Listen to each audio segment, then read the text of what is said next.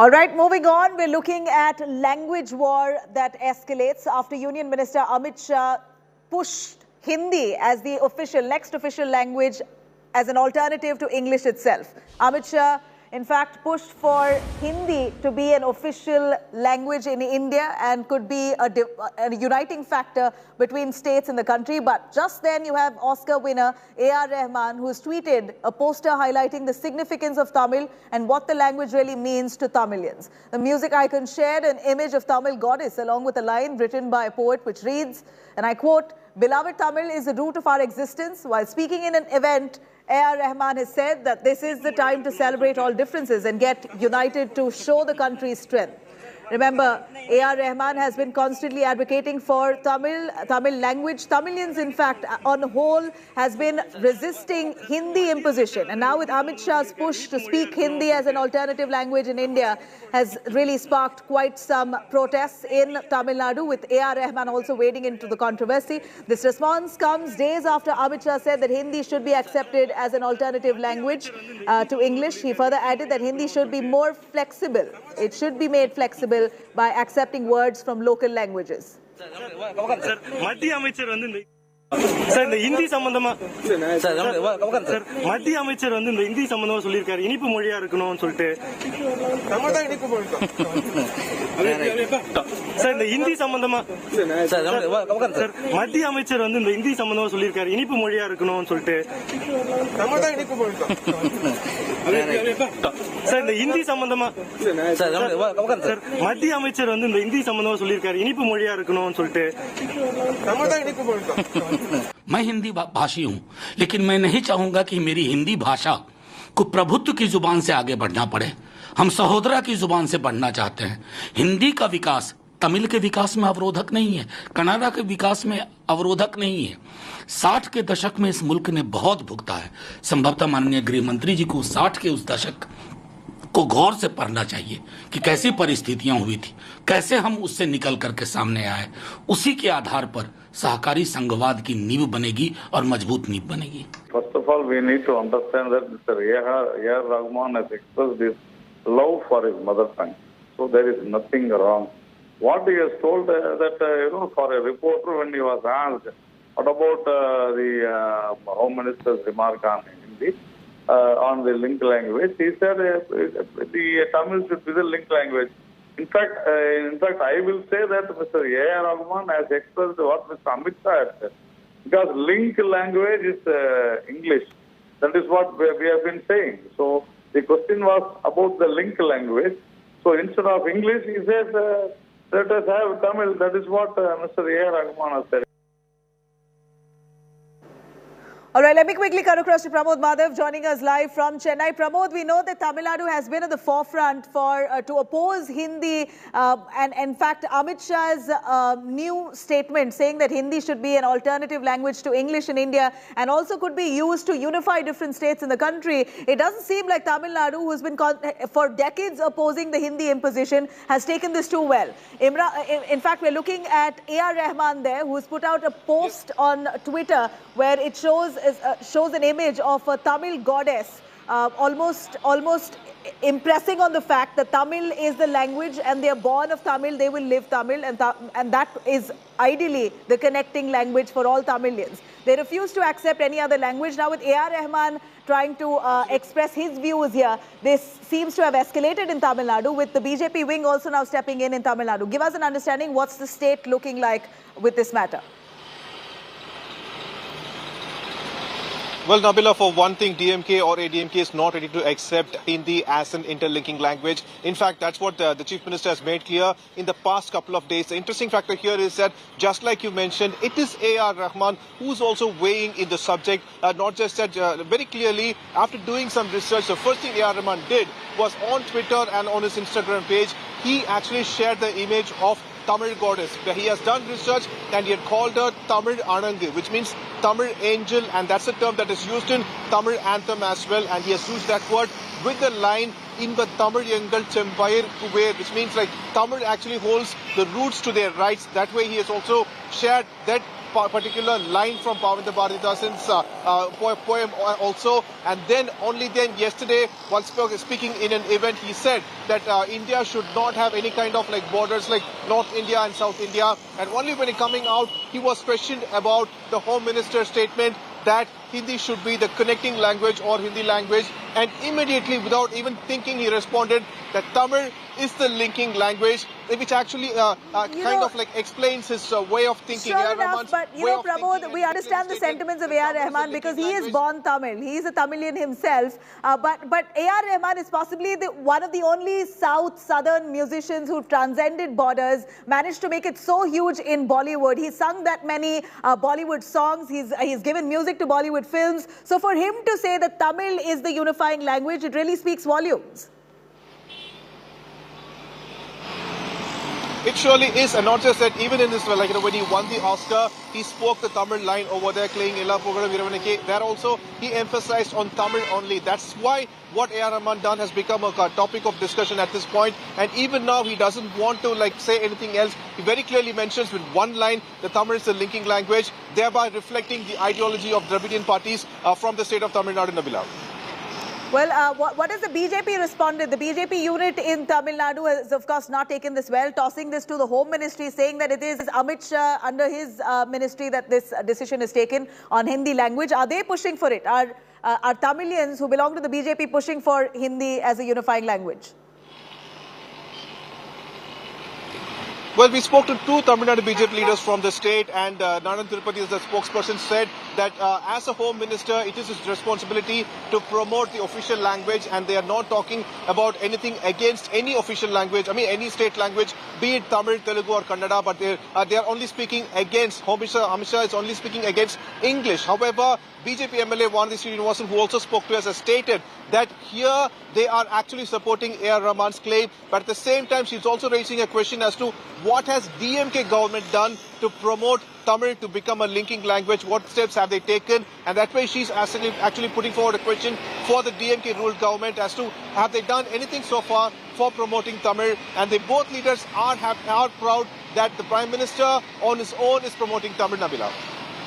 Right. You know, Pramod, at a time like this, Amit Shah has said that most of official documents, at least 70% of official documents is usually in Hindi. And since that's already used to communicate officially, that should be easily translated. And and Indians are very well versed with Hindi as a language commonly across states. Therefore, Hindi should be made almost an official language apart from English. Now, we know that Tamil Nadu has been standing against this for decades now. You've been fighting this language war for quite a while. And now with AR Rahman taking up this matter, it almost solidifies Tamil Nadu's position against the Home Ministry's mandate.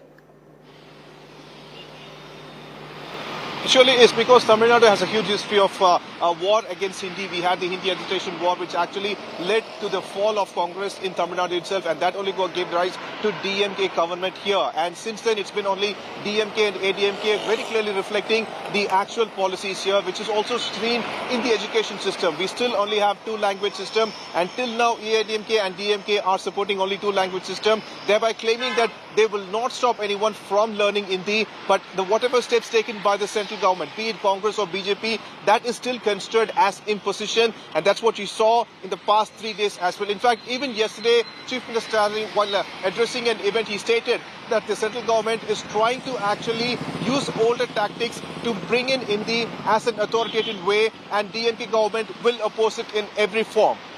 Right, Pramod, thank you very much for joining us with those details.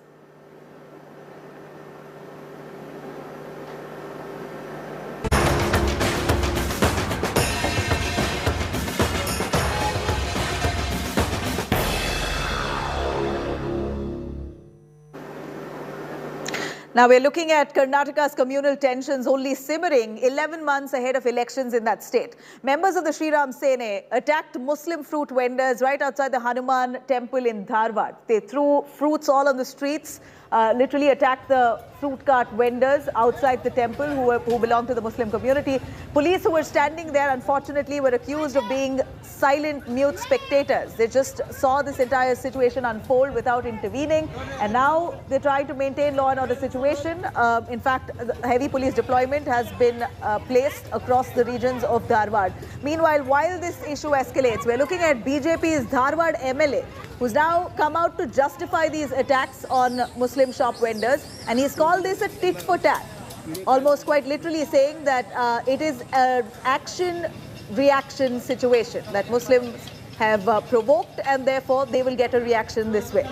Meanwhile, you have the same BJP's law minister, J.C. Madhuswamy, who says that this is not right, no attack is justified, and that every individual, irrespective of their religion, has equal rights, and in fact called this incident itself as uncivilized. Leader of opposition, meanwhile, Siddaramaiah slammed the BJP government and taking a jibe at Chief Minister Basaraj Bommai. He's told Bommai to resign if he can't handle the goons of the Sri Ram Sene, asking the BJP government to literally push the Sri Ram Sene goons into jail at the earliest for vandalizing shops and vendors. Now, former Chief Minister H.D. Kumaraswamy, through his party workers, have given 10,000 rupees to shop owners.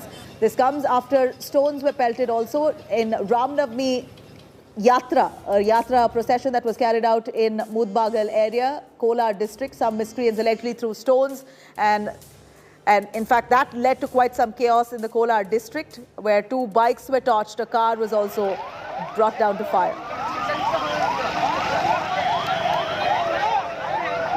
ನೋಡ್ರಿ ಅದು ಏನಾಗಿದೆ ಇದಕ್ಕೆ ಎಲ್ಲಕ್ಕೂ ಒಂದು ಆ್ಯಕ್ಷನ್ಗೆ reaction ಆಗ್ತಾಯಿದೆ.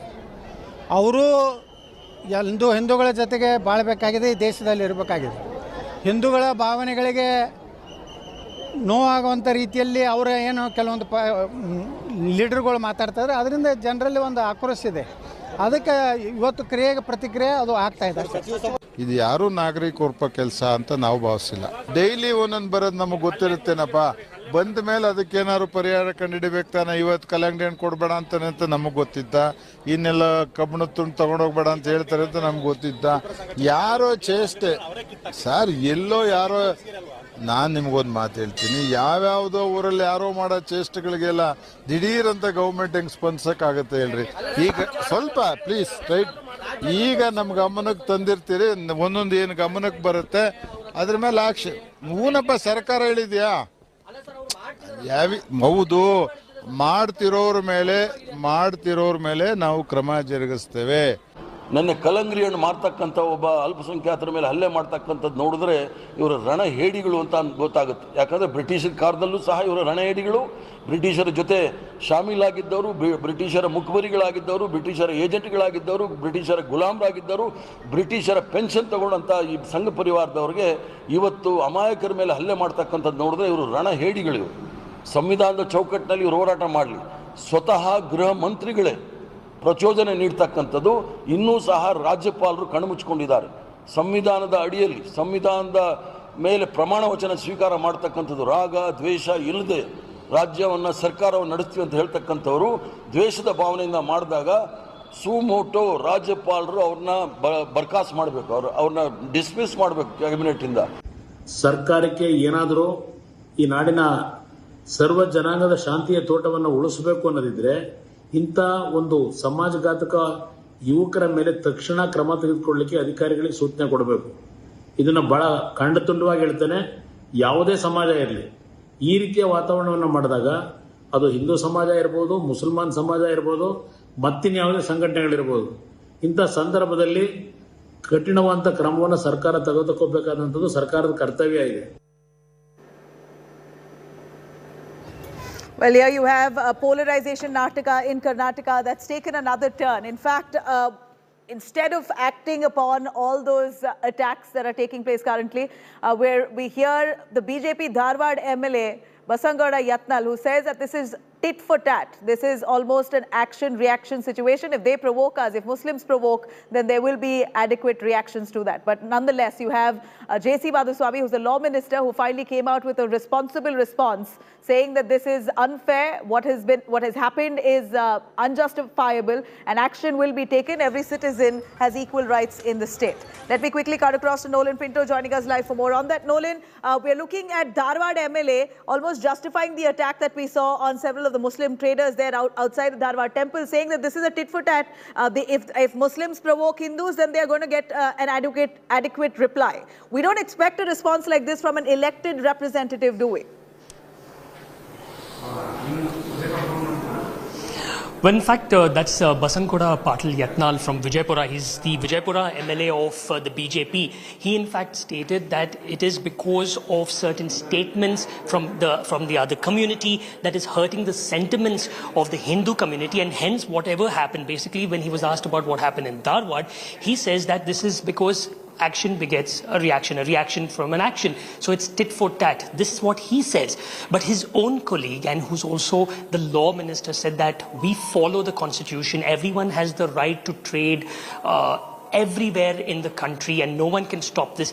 He said that now since it is brought to the notice of the government of Karnataka, they will take action and make sure that people of all communities and religions can live peacefully together. In fact, the Chief Minister has also said that action will be taken. So it is only the Vijaypura MLA, Basankoda Patil Yatnal, who's actually come out with this, saying that it's a reaction to an action that has taken place. So it's basically talking about the hijab issue, the ban.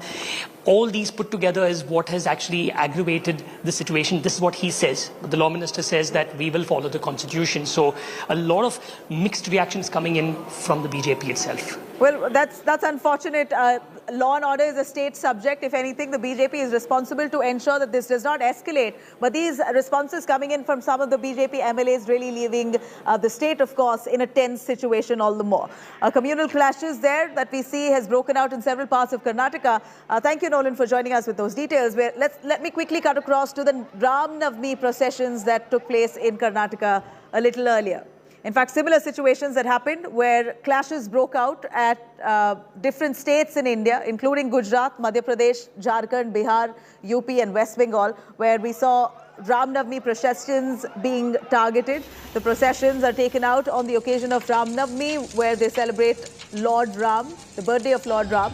One person allegedly was killed and 10 others were injured in the Kambat region of Anand in Gujarat during the procession, while Himmatnagar city also witnessed violence between members of two communities. In Mirzapur, miscreants carried out several weapons during in fact, they tried to attack with weapons during the Ram Navami procession, leading to massive chaos. Massive ruckus also erupted in the Ram Navami procession in Madhya Pradesh's Khargone. An SP was shot and injured during incidents of stone pelting and arson in about 24 houses.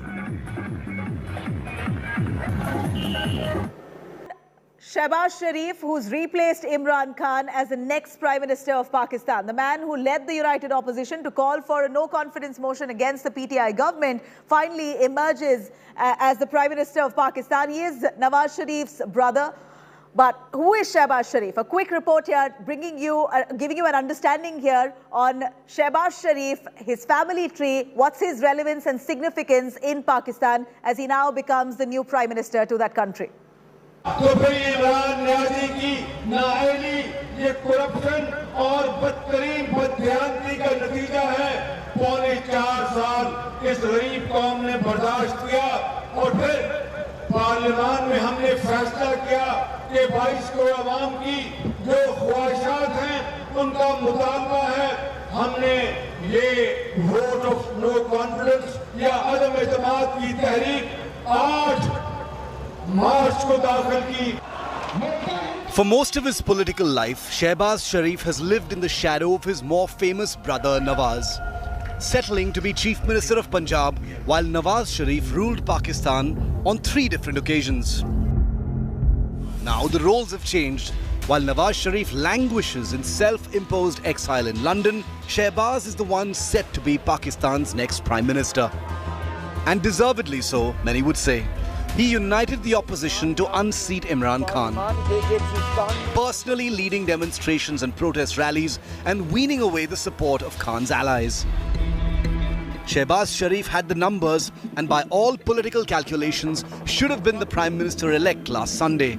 But Imran Khan played his last card to scuttle the vote in the assembly. अदालत उज़्मा के इस फैसले के नतीजे में पाकिस्तान के मुस्तकबिल को महफूज किया, पाकिस्तान के आइन को महफूज किया, पाकिस्तान की पार्लियामेंट की जो सॉवरेनिटी है उसको दोबारा बहाल किया. The three-time Chief Minister of Punjab has been the leader of the opposition in the National Assembly of Pakistan since 2018. After Nawaz Sharif was barred for life from holding any political office by the Supreme Court in 2017, Shehbaz was catapulted into Islamabad's power corridors. Imran Khan will cease to be the Prime Minister of Pakistan and will be replaced by the opposition leader Shehbaz Sharif. This is a tremendous victory for the opposition as well, because this not only cements Shehbaz Sharif's position as the upcoming Prime Minister of Pakistan, but also cements his position as the next constitutional ruler. The Sharifs are Punjabis from the Kashmir region who settled in Lahore after partition. Since then, Punjab has been their stronghold. As elder brother Nawaz Sharif played the national political power game, Shehbaz protected the Sharif hold on Punjab. After Nawaz was deposed in a military coup in 1999, Shehbaz spent years of self-exile in Saudi Arabia, only returning in 2007. Shehbaz Sharif was soon re-elected as the Chief Minister of Punjab for a second term.